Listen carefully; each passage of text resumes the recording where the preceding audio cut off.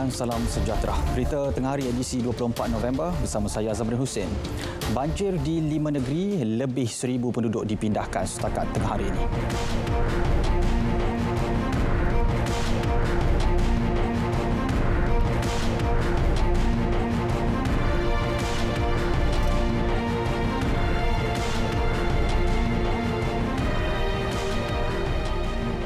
Saudara, gelombang kedua banjir di Terengganu bermula. Hujan lebat sejak semalam menyebabkan beberapa kawasan rendah di 3 daerah dinaiki air. Setakat 12 tengah hari ini, 5 pusat pemindahan sementara PPS telah dibuka.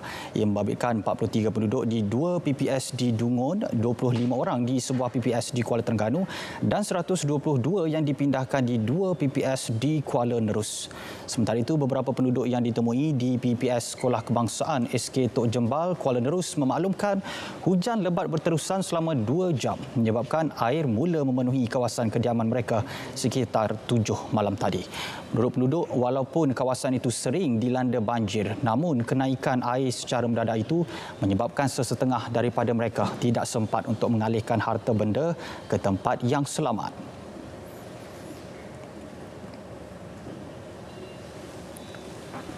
Cepat sangat hujan, lebat sangat hujan. Dia kalau nak cakap pun susah nak cakap lah. Pasal kita pun terkejut tengok. Daripada balik kerja sampai pukul 6 suku, lepas tu dengan air memang cepat naik. Tak sempat, motor pun tak sempat nak alih motor. Biasanya memang berlakulah kalau hujan tu 2 jam, memang air akan naik. Mana kita sini macam yang paling teruk sekali tahun 2014 lah. Di sekitar kita ni pun air parah poho lah memang dalam ni. Sebahagian besar penduduk yang ditempatkan di PPS SK Tok Jembal adalah mereka yang terjejas banjir di perumahan Taman Murni Permai. Situasi sama turut berlaku di Dungun apabila paras air yang meningkat cepat telah menyebabkan penduduk tidak sempat menyelamatkan barangan berharga. Semasa tadi, semasa moci daripada pagi hari ini sampai ke petang, sampai hingga ke isyak. Moci semayang garis, lepas tu dah hujan lebat. Waktu itu sudah semayang isyak, masih pun tutup api tidur. Kemudian mapuk lebat sangat hujan, kejut-kejut tengok air dapur penuh. Maknanya gitulah, lepas tu kadang-kadang mesti tak mau keluar tu nak gini susah tak tinggal tempat dalam rumah. Sementara itu, Timbalan Pengerusi Majlis Pengurusan Komuniti Kampung Seberang Pintasan, Fauzi Ibrahim berkata sistem perparitan yang tidak sempurna menyebabkan banjir sering berlaku di Kampung Temiang dan Kampung Putat. Dia hujan start bermula daripada selepas pada waktu maghrib sampai sekarang hujan tu dia tak berhenti lah. Jadi menyebabkan sistem perparitan jadi sumbat. Jadi kita minta pada pihak berkenaan ambil cakna sebab nyanyi orang kampung saya kalau lagu ni tiap-tiap tahun banjir kata. Tambahnya, beberapa pihak berkaitan yang menghantar bekalan makanan dan keperluan lain di PPS yang beroperasi di daerah tersebut turut diminta mematuhi prosedur operasi standard SOP bagi mencegah penularan virus COVID-19 yang telah dikeluarkan pihak Kementerian Kesihatan. Gelombang banjir pertama di Terengganu sebelum ini berlaku pada Rabu 18 November lalu, namun hanya melibatkan daerah Setiu.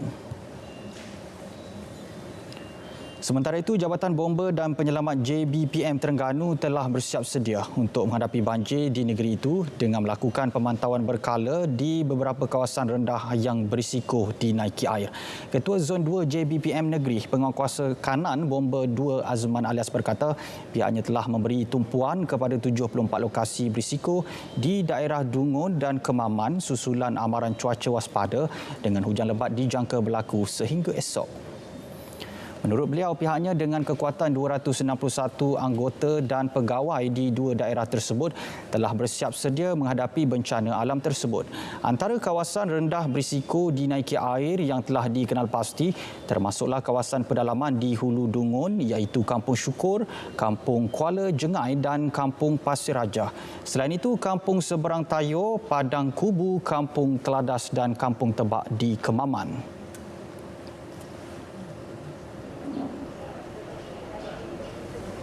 seperti mana yang kita dimaklum, kita akan menerima hujan secara berkala, okey, sama ada lebat ataupun tidak, bergantung kepada ramalan cuaca yang dikeluarkan oleh Jabatan Meteorologi secara harian. Pihak Jabatan Bomba sentiasa mendapat info-info daripada agensi lain seperti Jabatan Meteorologi Malaysia untuk ramalan cuaca dan panduan aras sungai daripada pihak GPS. Tambah beliau, pihaknya juga telah menempatkan aset di darat dan di air bagi memudahkan kerja-kerja memindahkan penduduk terjejas banjir. JBPM Terengganu ujarnya membuat rondaan dan pemantauan sepanjang fenomena air pasang dan menasihati penduduk di kawasan berisiko supaya sentiasa berwaspada serta bersedia untuk berpindah lebih awal sekiranya diarahkan.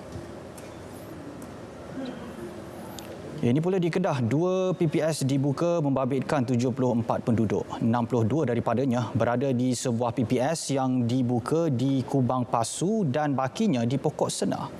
Di PPS SK Malau, Kubang Pasu, penduduk yang dipindahkan adalah dari 4 buah kampung selepas kediaman mereka dinaiki air berikutan hujan lebat sejak petang semalam. Ia melibatkan penduduk dari Kampung Lahar, Kampung Payetok Kiong, Kampung Payetok Teh dan Kampung Biak berusia antara 3 hingga 83 tahun. Menurut Sekretariat Jawatankuasa Pengurusan Bencana Daerah Kubang Pasu, Lieutenant Pertahanan Awam Nur Azian Syamsuddin, buat masa ini Angkatan Pertahanan Awam Malaysia APM sedang bekerjasama dengan Jabatan Kebajikan Masyarakat JKM dan agensi lain untuk mengumpul maklumat penduduk terjejas banjir. Sementara itu, penduduk terjejas yang masih berada di 4 PPS yang beroperasi di Perak meningkat kepada 362 orang daripada 102 keluarga setakat tengah hari ini. Menurut laporan Sekretariat Jawatankuasa Pengurusan Bencana Negeri, PPS SK Parit Haji Aman, Bagan Serai masih mencatat jumlah penduduk paling ramai dipindahkan iaitu 168 orang. Di daerah sama, seramai 103 penduduk ditempatkan di SK Cangkak Lobak, manakala 30 penduduk dari Kampung Ulu Kayan pula menghuni PPS Sekolah Kebangsaan Kayan Manjung. Sementara itu, PPS baru di Dewan Majlis Perbandaran Teluk Intan telah dibuka lewat malam tadi menempatkan 61 penduduk. Manakala PPS di Sekolah Rendah Agama Rakyat Ngah Ibrahim Matang Taiping ditutup 8.45 pagi ini. Dalam pada itu, 22 penduduk terjejas banjir di Raub Pahang telah dibenarkan pulang. Sehubungan itu, PPS yang menempatkan mereka iaitu di Dewan Serbaguna Kampung Pia dan Masjid Kuala Temau telah ditutup. Terdahulu, 2 buah PPS iaitu Masjid Kampung Kuala Semantan dan Balai Raya Kampung Ria juga telah ditutup awal pagi ini. Dengan semua penduduk terjejas yang sebelum ini ditempatkan di 2 PPS itu dibenarkan kembali ke kediaman masing-masing apabila banjir di kawasan terbabit surut sepenuhnya.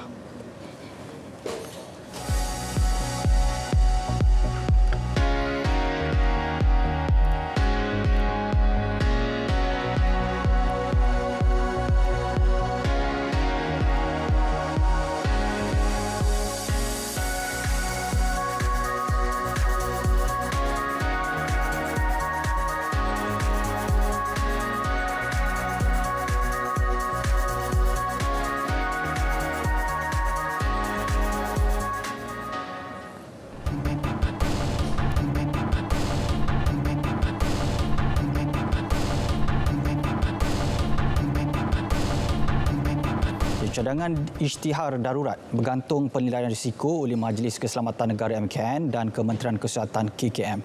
Dan siaran TV pendidikan dipanjangkan. Itu antara fokus dalam sidang Dewan Rakyat hari ini. Langsung dari Parlimen, kita bersama-sama Andy Reza Rohadian. Andy, silakan. Ya, Azam, Dewan dimaklumkan kerajaan sedia mempertimbang cadangan memohon yang di-Pertuan Agong untuk mengisytiharkan darurat di Parlimen Greek dan Dun Bugaya bagi mengelak pilihan raya diadakan di kedua-dua kawasan berkenaan. Menteri di Jabatan Perdana Menteri, Parlimen dan Undang-Undang, Datuk Taqiyuddin Hassan berkata, langkah tersebut bertujuan mengelak risiko penularan jangkitan COVID-19. Berpandukan kepada perkara 150, Jemaah Menteri memutuskan untuk mengarahkan Perdana Menteri menasihatkan Yang di-Pertuan Agong untuk mengisytiharkan sebahagian daripada persekutuan iaitu Parlimen Batu Sapi supaya diisytiharkan darurat. Tindakan yang sama juga akan dipertimbangkan dan dilaksanakan untuk bagi Dun Bugaya dan Gerik sekiranya berdasarkan penilaian risiko oleh Kementerian Kesihatan dan Majlis Keselamatan Negara MKN, ianya berlandaskan sebagaimana di Batu Sapi. Baik, jelasnya sebelum ini penilaian oleh Majlis Keselamatan Negara MKN di Parlimen Batu Sapi mengambil kira berlaku pelanggaran SOP selain petugas pilihan raya didapati tidak bersedia untuk bertugas ketika pandemik COVID-19 masih menular.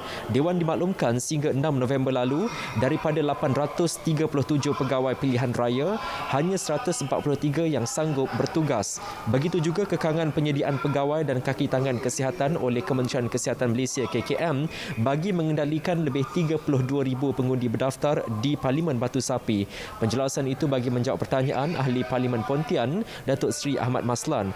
Pilihan raya perlu diadakan di Parlimen Gerik Perak dan Dun Bugaya Sempurna Sabah susulan kematian penyandangnya. Baik, Dewan turut dimaklumkan Kementerian Pendidikan KPM telah menambah siaran TV pendidikan bagi memenuhi permintaan dan juga hasrat murid, guru serta ibu bapa berdasarkan tinjauan yang bermula pada 17 April sehingga 19 April lalu. Ini menjadikan keseluruhan siaran TV pendidikan selama 9 jam sehari, iaitu 2 jam di TV OK RTM, 3 jam di saluran NTV 7 dan 4 jam di saluran Tutor TV Astro. Tinjauan dilaksanakan bagi melihat penerimaan dan keberkesanan penggunaan TV pendidikan oleh pengguna khususnya di kawasan luar bandar. Ia meliputi 600 sekolah dengan lebih 12,000 murid, 17,665 guru serta 14,786 ibu bapa serta penjaga di 8 buah negeri.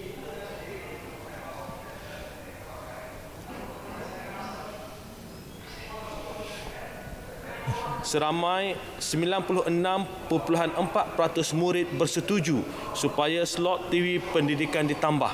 Selain itu, 98.7% murid, 98% guru dan 96% ibu bapa atau penjaga bersetuju tempoh rancangan TV pendidikan dilanjutkan selepas tamat PKP. Tinjauan juga mendapati bahawa 96% guru berpandangan kandungan TV pendidikan adalah selari dengan buku teks. Baik, penjelasan itu bagi menjawab pertanyaan Ahli Parlimen Kulai Teo Ni Ching ketika sesi pertanyaan-pertanyaan Menteri MQT. 89% ibu bapa dan penjaga berpendapat TV pendidikan dapat menarik minat belajar anak mereka. Laporan capaian tontonan TV pendidikan pula menunjukkan jumlah tontonan kumulatif di TV OK RTM sejak 6 April lalu adalah sebanyak 1.8 juta tontonan, manakala jumlah tontonan di saluran TV Astro pula sejak Mei 2020 berjumlah 5.4 juta tontonan. Baik, ahli-ahli yang berhormat dimaklumkan bahawa tugas daulah ada batasnya. Menteri Kesihatan Datuk Seri Dr. Adham Baba memaklumkan daulah merupakan peneman wanita hamil sepanjang proses melahirkan anak dan berpantang dan tidak berfungsi sebagai penasihat atau memberi khidmat perubatan. Malah, kumpulan daulah adalah bukan jururawat kebidanan kerana mereka tidak berdaftar di bawah Akta Bidan 1966 atau Akta 436. Jelas Datuk Seri Dr. Adham, tugas mereka memberi sokongan kepada wanita hamil ketika bersalin dan berpantang dari aspek mental dan fizikal serta emosi sahaja.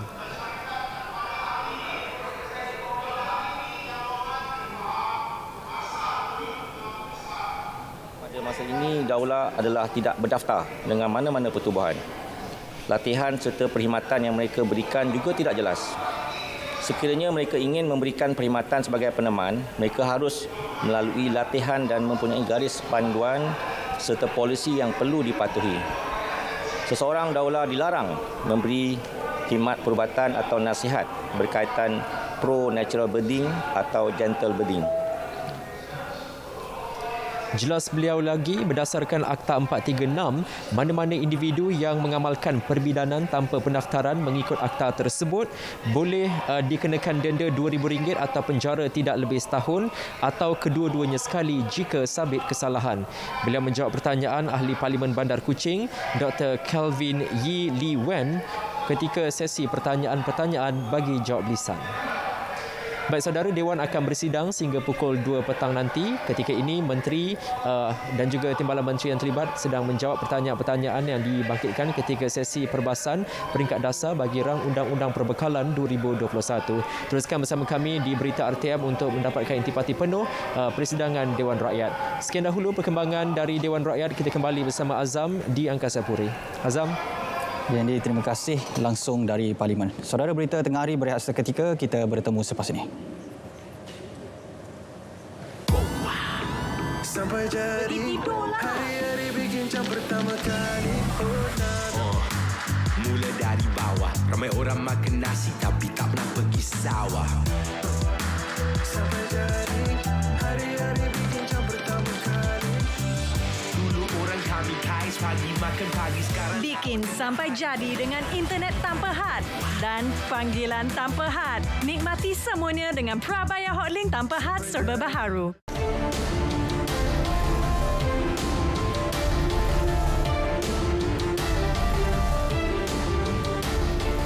Bertemu kembali. Perdana Menteri Tan Sri Muhyiddin Yassin perlu mempersembahkan kepada Yang di-Pertuan Agong sekiranya rang Undang-Undang Perbekalan 2021 tidak mendapat sokongan majoriti ahli parlimen. Menurut Timbalan Yang di-Pertua Dewan Rakyat, Datuk Muhammad Rashid Hasnun, perbahasan perlu dilanjutkan sehingga persetujuan dicapai blok kerajaan dan pembangkang. Setelah persetujuan diperoleh, sebarang perubahan untuk menambah, menghapuskan atau mengganti perkara tertentu boleh dilakukan dengan mengusulkan pindaan kepada RUU berkenaan.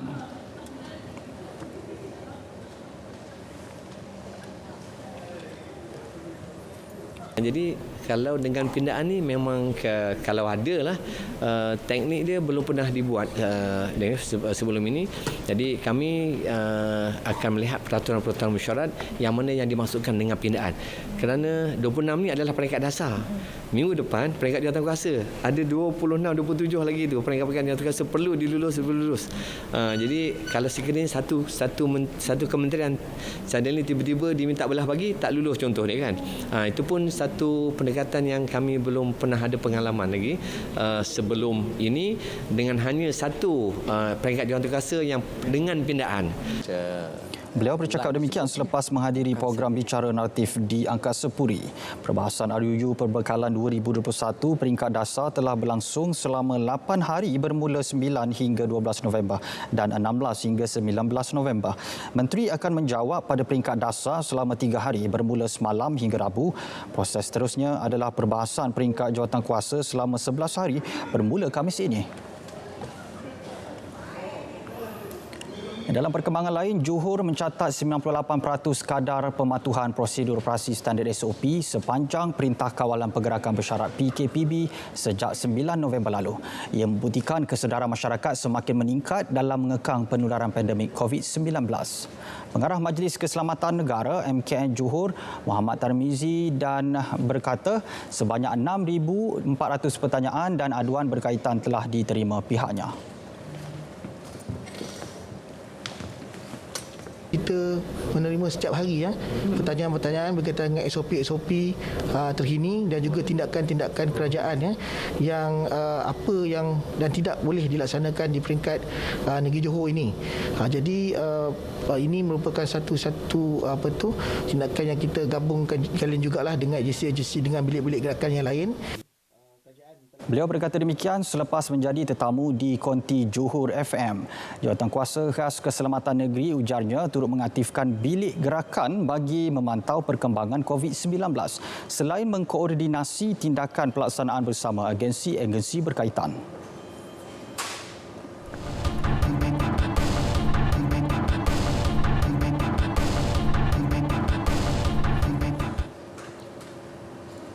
Ya, saudara, pelbagai inisiatif di bawah Belanjawan 2021 diperlukan dalam meneruskan momentum pemulihan ekonomi negara. Jelas Menteri Kewangan Tengku Datuk Seri Zafrul Tengku Abdul Aziz, ketika ini ekonomi negara mula menunjukkan tanda positif berdasarkan prestasi keluaran dalam negara kasar KDNK dan kadar pengangguran yang semakin rendah.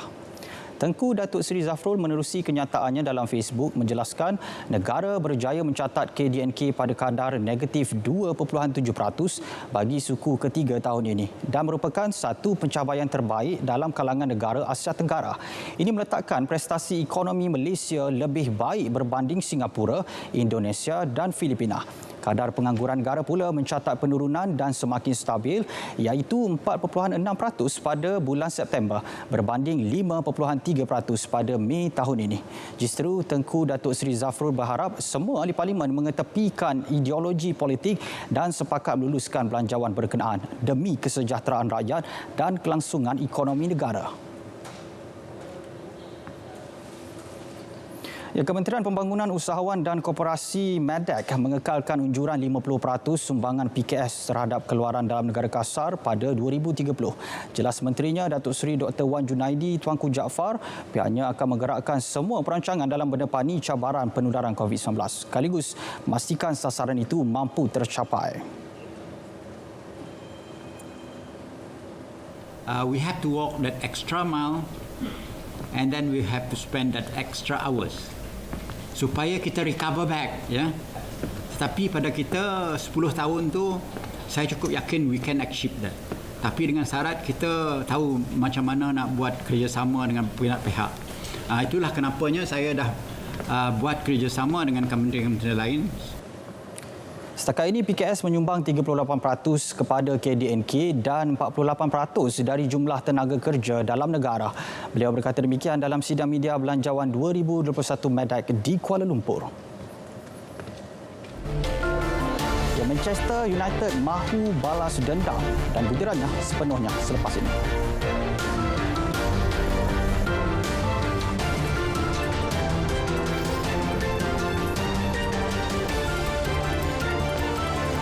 COVID-19. Pertama, kerapkan mencuci tangan anda. Kedua, elakkan menyentuh mata, mulut dan hidung anda. Ketiga, tutup mulut menggunakan tisu atau pelipat tangan. Keempat, hindari kawasan tumpuan ramai. Kelima, tinggal di rumah sekiranya tidak sihat. Keenam, sekiranya anda demam, batuk dan kesukaran bernafas, dapatkan nasihat awal perubatan melalui telefon sebelum mendapatkan rawatan susulan. Ketujuh, sentiasa peka kepada maklumat terkini daripada WHO.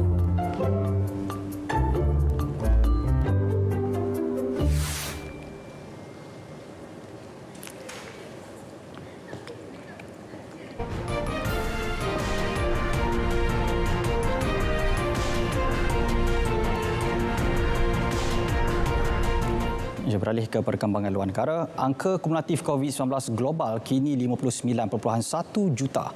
12.4 juta daripada rekod itu dicatatkan Amerika Syarikat. Berdasarkan rekod dari Universiti Johns Hopkins, angka kematian pula menghampiri 1.4 juta. Istana Sepanyol dalam satu kenyataan memaklumkan Raja Felipe ke-6 menjalani kuarantin kendiri selama 10 hari selepas mempunyai kontak dengan individu yang positif COVID-19. Ia sebagai langkah pencegahan sebagaimana yang ditetapkan pihak berkuasa kesihatan negara itu. Berikutan itu, semua acara rasmi ditangguhkan sepanjang tempoh tersebut. Kumulatif kes positif Sepanyol kini menjangkau 1.5 juta dengan angka kematian melebihi 43,000. Itali merekodkan lebih 20,000 kes positif baharu semalam. Jumlah itu menjadikan kes positif di negara itu mencecah 1.43 juta dengan angka kematian kini 50,453. Itali mencatatkan kes positif harian tertinggi, lebih 40,000 kes pada 13 November lalu. Negara itu menjadi antara negara Eropah terawal yang diserang COVID-19. Gaza terus bergelut dengan COVID-19 khususnya di kawasan berpenduduk padat. Pegawai Hospital Shifa di Gaza berkata virus terus merebak dan keadaan semakin tidak terkawal. Kementerian Kesihatan pula memaklumkan 890 kes baru dilaporkan dalam tempoh 24 jam antara Jumaat dan Sabtu menjadi kes tertinggi direkodkan di wilayah itu. Setakat ini, lebih 71,000 kes positif direkodkan dengan 636 kematian.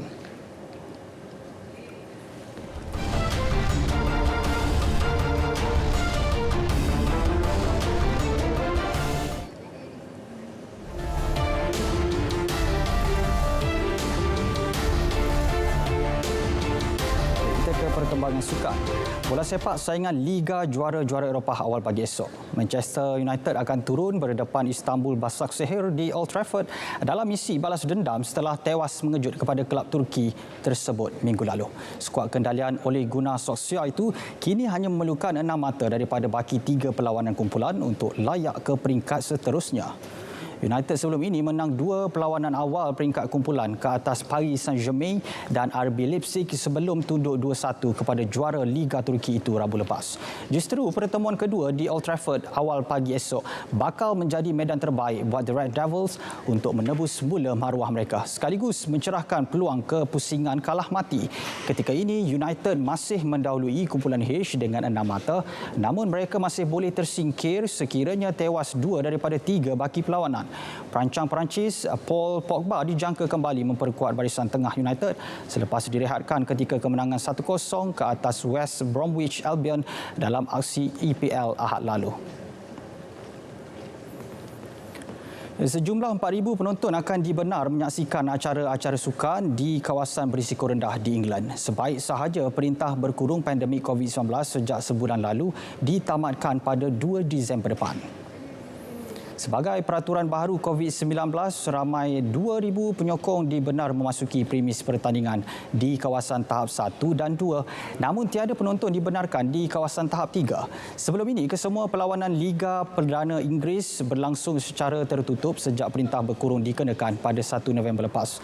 Kali pertama perintah berkurung itu dilaksanakan ialah pada bulan Mac lalu. Perdana Menteri Britain Boris Johnson mengesahkan bahawa para penonton hanya dibenar menyaksikan acara sukan di kawasan tahap 1 dan 2 sahaja. Johnson turut menegaskan beberapa kawasan lagi akan diumumkan kemudian selepas mendapat persetujuan daripada Parlimen.